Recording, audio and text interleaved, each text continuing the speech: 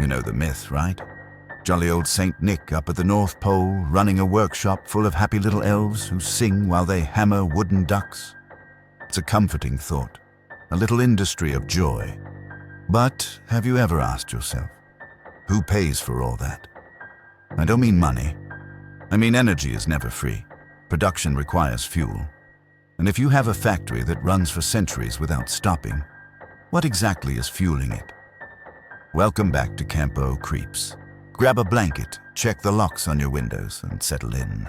And hey, do me a favor. Tap that like button gently, like you're placing an ornament on a precarious branch. And subscribe if you want to survive the night. Today's story takes us to the frozen edge of the Yukon, to a place that shouldn't exist. The year is 2021. Meet the crew of Rust Ruin, a YouTube channel dedicated to urban exploration.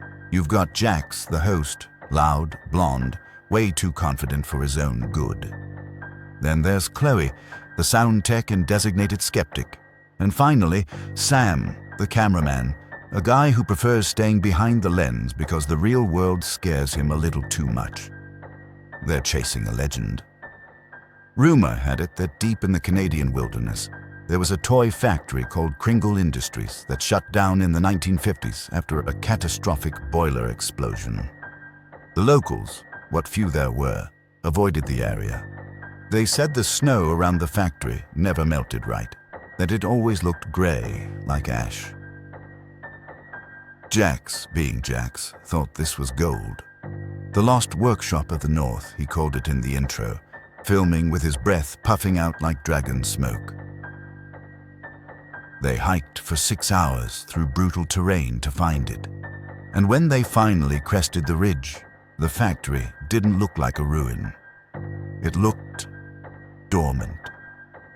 It was a massive, brutalist brick structure, stained black with soot, featuring a smokestack that pierced the sky like a jagged needle. They cut the chain on the side door. It fell with a heavy thud into the snow. The first thing that hit them wasn't the cold. It was the smell. You expect an abandoned building to smell like mold, rot, maybe rust. This place smelled like peppermint. But not the fresh, sharp kind. It smelled like old, sticky candy that's been left in a hot pocket for a year. A sugary, cloying rot mixed with the heavy, metallic tang of industrial grease. "We are in," Jax whispered to the camera, clicking his flashlight on. "Smell that? That is the smell of viral content, baby." They moved deeper. The hallways were lined with posters from the 40s and 50s. Pictures of smiling children holding toys, but the art style was off. The kids' eyes were too wide, their smiles stretching just a little too far back toward their ears. The captions read things like, "Compliance is joy, and the big man is watching." Chloe frowned, adjusting her boom mic. "Guys, do you hear that?" Sam stopped. He panned the camera toward the floor. Through the soles of their boots, they could feel a vibration. Thrum, thrum, thrum. Rhythmic, mechanical. "The generator shouldn't be working," Sam muttered. "This place has been off the grid for 70 years. They pushed through a set of double doors and froze. They weren't in a ruin. They were in a fully operational nightmare. The factory floor was massive, stretching out into the darkness like a cathedral of iron.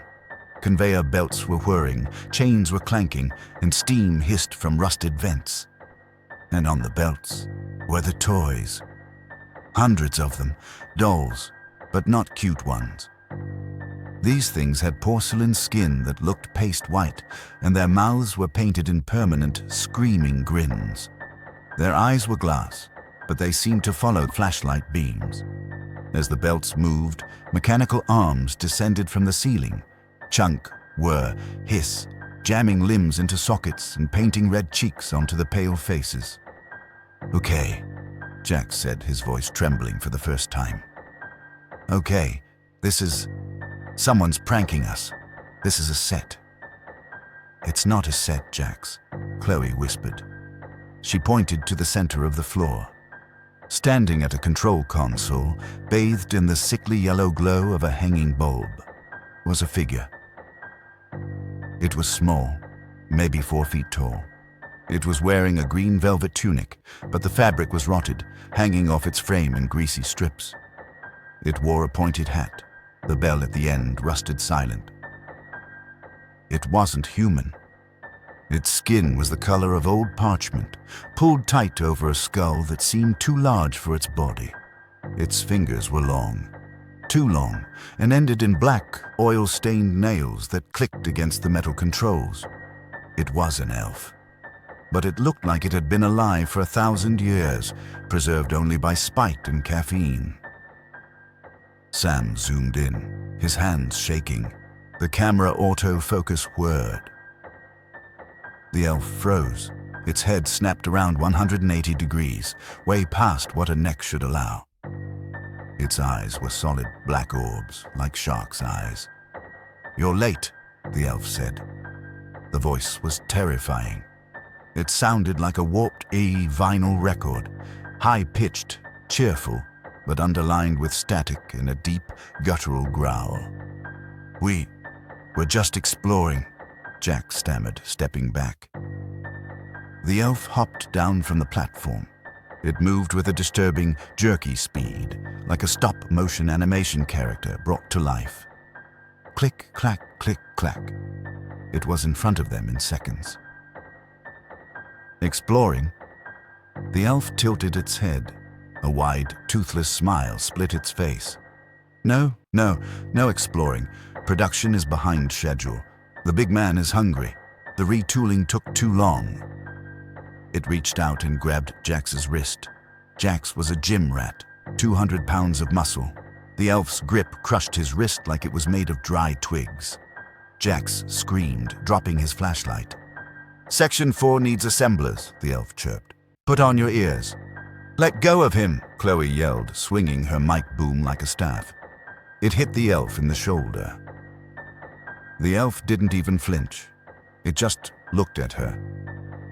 The cheerfulness vanished from its face, replaced by a look of cold, industrial boredom. "Naughty list," the elf muttered. It raised a hand. The factory machinery suddenly screamed, a high-pitched pneumatic whine. A mechanical claw dropped from the darkness above, snatching Chloe by the waist. She shrieked as she was hauled up into the air, dangling 20 feet above a grinding conveyor belt. "Chloe!" Sam yelled. "Work!" the elf barked. The voice was so loud it distorted the camera's audio. "Work, or she becomes stuffing." Jax and Sam didn't argue. They couldn't. The sheer terror of the situation hijacked their brains. The elf shoved them toward a workbench piled high with porcelain doll heads and empty torsos. "Insert the core. Seal the chest. Smile while you do it," the elf commanded. "The product must be infused with cheer. If you are not cheerful, the quality suffers. And I hate poor quality." For the next 3 hours, the Rust Ruin crew worked. It was grueling. Jax inserted glowing red orbs, the cores, into the doll chests. Sam sealed them shut. They were crying the whole time. "Smile!" the elf would shriek from the walkway, pacing back and forth with a candy cane striped baton that looked heavy as lead. "Christmas is coming! Show some spirit!" Every time Jax let his face drop, the elf would slam the baton against a metal railing, the sound echoing like a gunshot.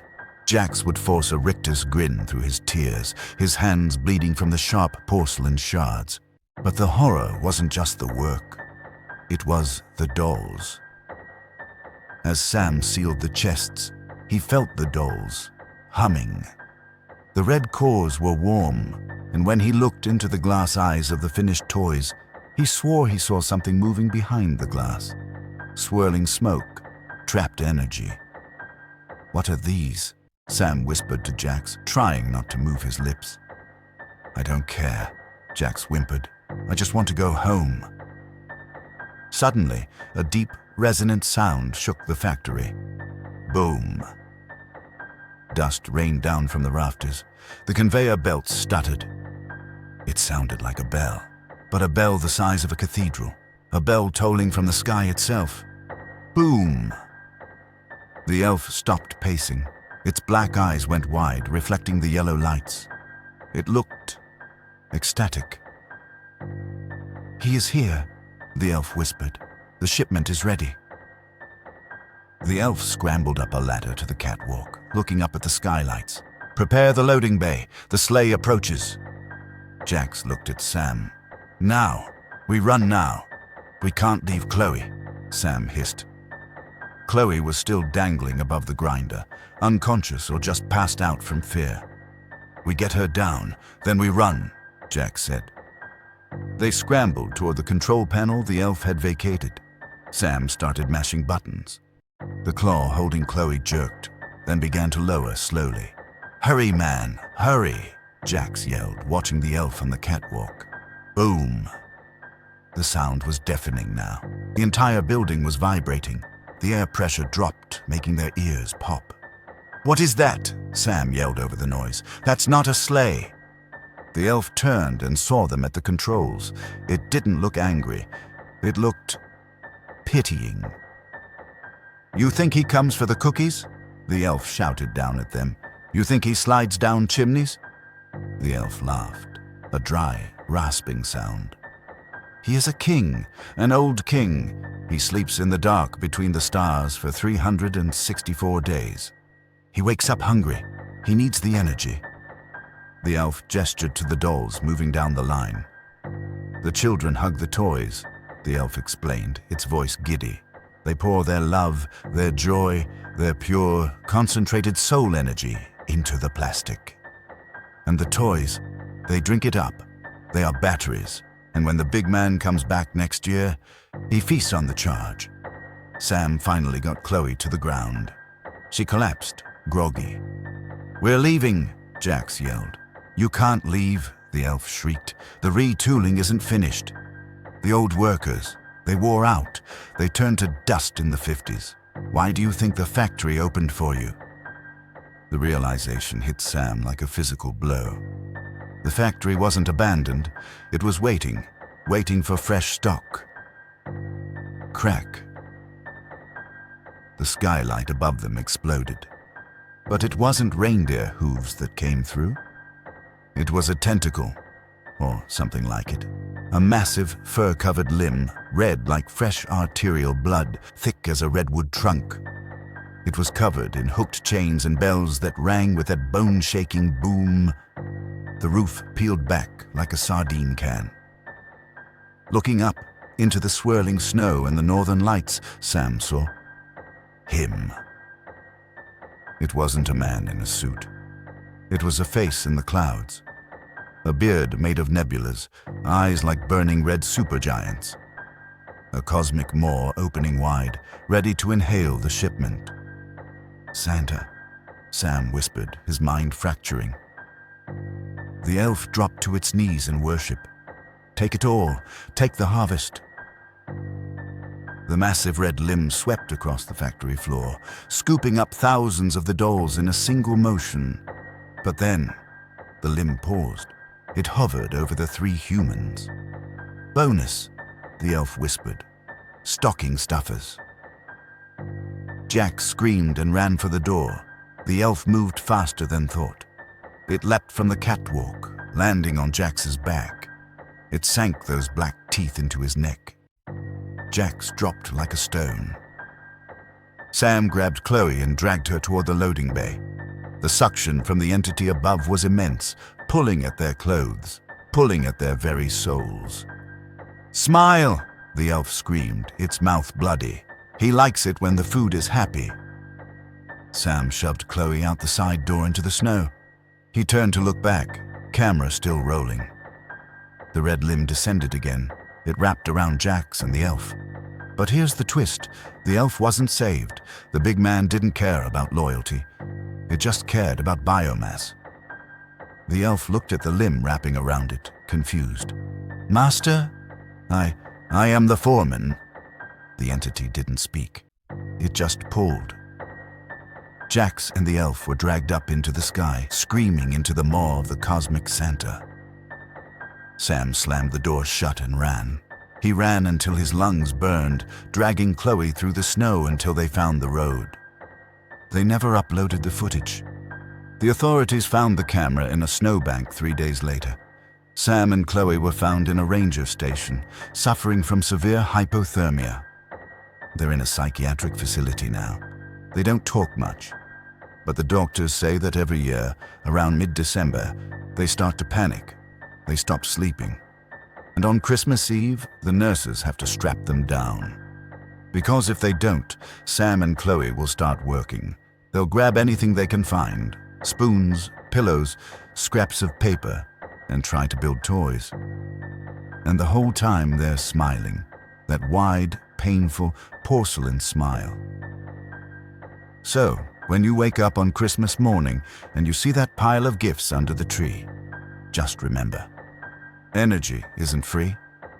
And somewhere, in a factory that isn't on any map, the assembly line is starting up again. And they are always hiring. If you enjoyed this trip to the North Pole, do me a solid, leave a comment and gently tap that like button so the algorithm knows you're a good little boy or girl. Subscribe to Campo Creeps for more holiday horrors. Until then, creeps out.